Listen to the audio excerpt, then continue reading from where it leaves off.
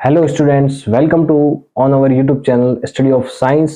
तो जैसा कि हम अपने पिछले वीडियो में बायो सावर्ट का नियम पढ़ा था हमने, और बायो सावर्ट का नियम के बाद जो हमारे पास आते हैं बायो सावर्ट के नियम के अनुप्रयोग आते हैं। बायो सावर्ट के नियम के टोटल 4 अनुप्रयोग है।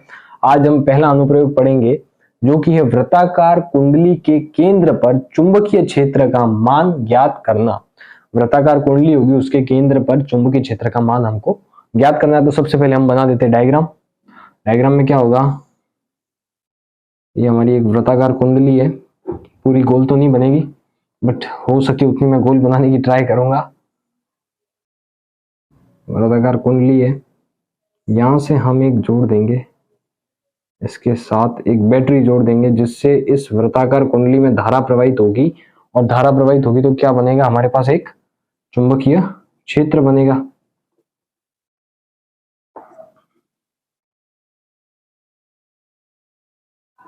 प्लस माइनस, यहां से हमारी धारा प्रवाहित हो रही है और यहां से हमारी धारा अंदर आ रही है। मतलब यहां से धारा प्रवाहित होकर सर्कल में जा रही है और यहां से वापस अंदर जा रही है।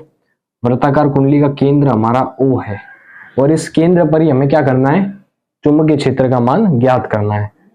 यहां से इसका डिस्टेंस जो है वो है R, यानी ये इस वृत्त की त्रिज्या भी होगी, और ये O और इस बिंदु के बीच का डिस्टेंस भी हो गया। तो यहां पर हम एक अल्पांश की कल्पना करेंगे।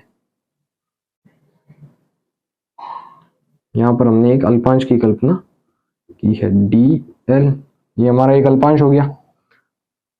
ओके, यहां पर I मान की धारा प्रवाहित हो रही है, ताकि आपको पता चल जाए यहां से I मान की धारा प्रवाहित हो रही है। अब क्या होता है, जैसे ही हमने धारा प्रवाहित की, बैटरी लगा दी, बैटरी लगाकर धारा प्रवाहित की, तो इस सर्कल में चुंबकीय क्षेत्र का, इस कुंडली में चुंबकीय क्षेत्र उत्पन्न हो गया। चुंबकीय क्षेत्र उत्पन्न होते ही हमें क्या करना है, इसके केंद्र पर चुंबकीय क्षेत्र का मान ज्ञात करना है। अब केंद्र पर चुंबकीय क्षेत्र का मान ज्ञात करना है, तो हमने इस कुंडली पर एक अल्पांश की कल्पना की है। अल्पांश की कल्पना इसलिए की क्योंकि यहाँ पर देखो आपके 90 डिग्री का एंगल बन रहा है अल्पांश के और इसके केंद्र के बीच में। तो यहां से हम हमारा dB equals to IDL sine theta upon R square वाला फॉर्मूला जो चुंबकीय क्षेत्र निकाला था हमने, उससे ये निकाल सकते हैं, क्योंकि साइन थीटा की वैल्यू है हमारे पास 90 डिग्री।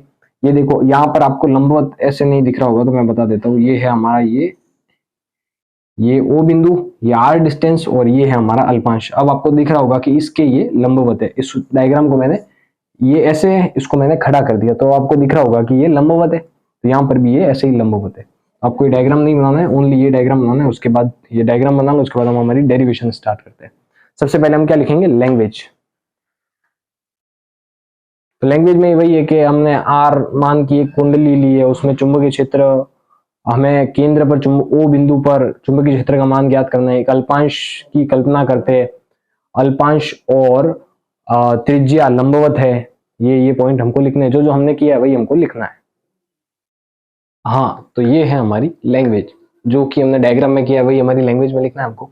कि माना R त्रिज्या की एक वृत्ताकार कुंडली है, हमने वृत्ताकार कुंडली ली, हमें वृत्ताकार कुंडली के केंद्र पर चुंबकीय क्षेत्र का मान ज्ञात करना है। ये तो हमारा क्वेश्चन ही है।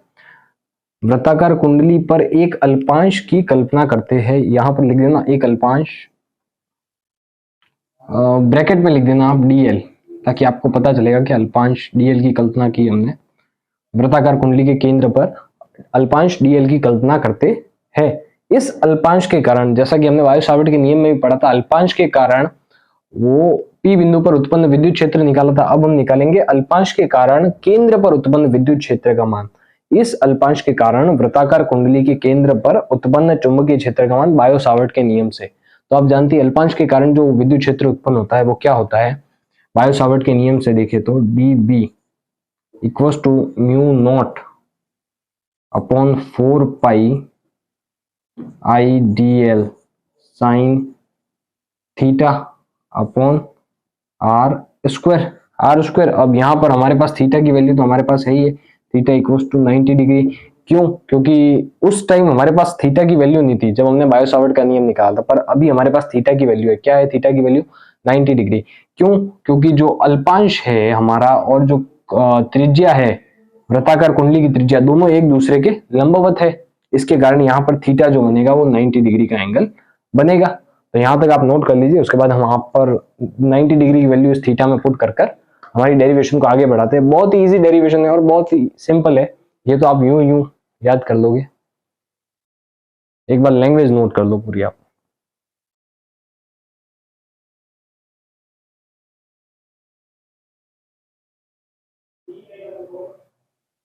हाँ, तो हमने थीटा की वैल्यू रख दी है 90 डिग्री, और हम सब जानते हैं कि साइन 90 की वैल्यू होती है 1, और 1 अगर इन सबसे मल्टीप्लाई करेगा तो आएगा हमारे पास ये की यही वैल्यू, ये की यही same to same value, mu not upon 4 pi I D L upon R square. Sine 90 degree हो गया 1, तो इसको आप दे दो समीकरण नंबर 1। यहां तक तो हमारा कंप्लीट। ओके, तो अभी तक तो हमने किसके कारण निकाला? अल्पांश के कारण केंद्र पर चुंबकीय क्षेत्र का मान। अब हम निकालेंगे संपूर्ण वृत्ताकार कुंडली के कारण केंद्र पर उत्पन्न चुंबकीय क्षेत्र का मान, यही निकालेंगे हम अब। तो ये मैं आपको बायो सावर्ट के नियम में बता चुका हूं कि इस साइड डिफरेंशिएशन हो रहा है, अवकलन हो रहा है, तो उस साइड जाएगा तो इंटीग्रेशन होगा, समाकलन होगा, तो बी यानी पूरे कुंडली के कारण चुंबकीय क्षेत्र उत्पन्न, और डी बी यानी स्मॉल डी बी यानी अल्पांश के कारण। ओके, तो यहां से अगर मैं इसको इंटीग्रेशन में चेंज करता हूं, डिफरेंशिएशन को, अवकलन को समाकलन में बदलते हैं, उधर भेजते हैं, तो यहां से हमारे पास आ जाएगा mu not upon 4 pi I D L upon R square. Okay, समीकरण 1 से यहां से हमारे पास क्या आ जाएगा? B equals to mu not bar आ जाएगा 4 पाई, ये आई और आर स्क्वायर, ये सब है हमारा कांस्टेंट। अब अंदर बचा केवल डी एल। ओके, तो यहां तक आप नोट कर लो, ये सब तो कांस्टेंट है वैल्यू, तो ये सब इंटीग्रेशन से बाहर आ गई, यहां तक आप नोट कर लो। उसके बाद हम आगे बढ़ते हैं।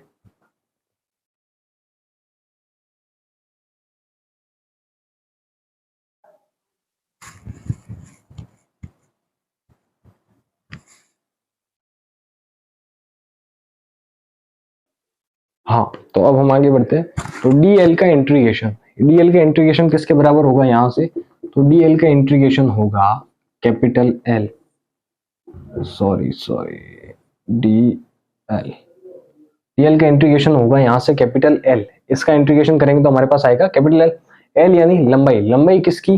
जो वृत्ताकार कुंडली है जिसके कारण हमें चुंबकीय क्षेत्र का मान निकालना है, वो बिंदु पर उस कुंडली की लंबाई, इस पूरी कुंडली के कारण हम चुंबकीय क्षेत्र निकाल रहे हैं, तो इस पूरी कुंडली की लंबाई, तो आप सब जानते होंगे वृत्ताकार कुंडली की लंबाई यानी वृत्त की परिधि की लंबाई क्या होती है? तो यहां से हम लिख सकते हैं L equals to 2 pi R, ये हमारे वृत्त की परिधि, यही हमारे वृत्ताकार कुंडली की लंबाई।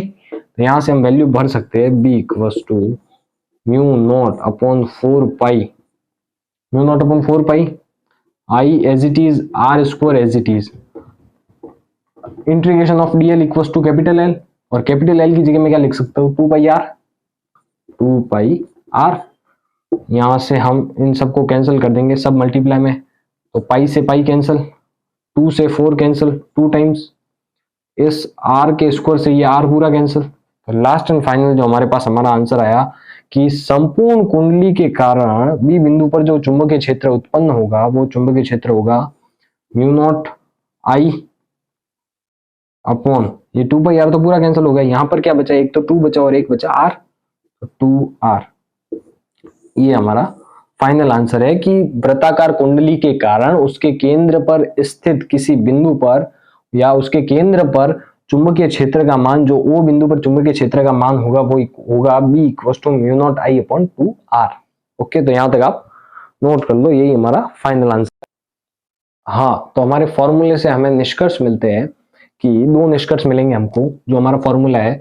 तो पहला निष्कर्ष है बी इज प्रोपोर्शनल टू आई, यानी चुंबकीय क्षेत्र का मान धारा के समानुपाती है, अर्थात धारा बढ़ाने पर चुंबकीय क्षेत्र का मान भी बढ़ेगा, जो कि मैंने आपको बायो सावर्ट के नियम में बता चुका था कि धारा का मान बढ़ाएंगे तो चुंबकीय क्षेत्र का मान भी बढ़ेगा, क्योंकि दोनों एक दूसरे के समानुपाती है। और अगर इन दोनों के बीच में अगर हम ग्राफ बनाते हैं तो ग्राफ भी ऐसे आएगा, इंक्रीज, जैसे यहाँ पर धारा कम है तो चुंबकीय क्षेत्र का मान भी कम, धारा बढ़ाई तो चुंबकीय क्षेत्र का मान बढ़ा, धारा और बढ़ाई तो चुंबकीय क्षेत्र का मान और बढ़ा। जैसे जैसे धारा बढ़ाते जाएंगे चुंबकीय क्षेत्र का मान इंक्रीज होता जाएगा। और सेकंड निष्कर्ष हमारा मिलता है बी व्युत्क्रमानुपाती होगा 1/r के, बी व्युत्क्रमानुपाती 1/r। तो अर्थात यानी क्या हुआ, जो दूरी है वो धारा के व्युत्क्रमानुपाती है, या फिर वृत्ताकार कुंडली की त्रिज्या है वो धारा के व्युत्क्रमानुपाती है। अर्थात दूरी या त्रिज्या बढ़ाने पर चुंबकीय क्षेत्र का मान घटेगा। यानी जैसे जैसे हम दूरी बढ़ाएंगे, ये 1/r और b के बीच में ग्राफ है चुंबकीय क्षेत्र, 1/r मेरे पास स्पेस नहीं था इसलिए मैंने साइड में लिखा है। तो चुंबकीय क्षेत्र और दूरी के बीच में ग्राफ है, तो जैसे जैसे हम दूरी बढ़ाएंगे, पहले दूरी कितनी थी, पास में थी, तो चुंबकीय क्षेत्र का मान ज्यादा आ रहा था। दूरी को कम किया तो चुंबकीय क्षेत्र का मान कम, और कम किया तो और कम, और कम किया तो और कम। तो जैसे जैसे दूरी बढ़ाएंगे वैसे वैसे चुंबकीय क्षेत्र का मान भी कम होता जाएगा। तो ये दोनों निष्कर्ष हमारे बायो-सावर्ट के नियम का दूसरा अनुप्रयोग, पहला अनुप्रयोग पूरा हो चुका है। कल हम पढ़ेंगे बायो-सावर्ट के नियम का दूसरा अनुप्रयोग। तो आज का हमारा वीडियो यही खत्म होता है। ये दोनों निष्कर्ष नोट कर लेना और ऐसे ही जुड़े रहिए हमारे YouTube channel study of science के साथ। हमारे वीडियोस को लाइक कीजिए, चैनल को सब्सक्राइब कीजिए, और अगर आपको कुछ भी समझ में नहीं आता तो आप कमेंट कीजिए, हम आपको और अच्छे से समझाएंगे। आप कोई भी टॉपिक डालोगे 2 या 3 दिन के अंदर उसके ऊपर वीडियो आपको मिल जाएगा। और एज इट इज आप नोट्स बनाते रहना। और ऑल द बेस्ट। ये आज का दोनों निष्कर्ष नोट कर लो। आज की हमारी क्लास यहीं खत्म होती है। ओके, मिलते हैं कल।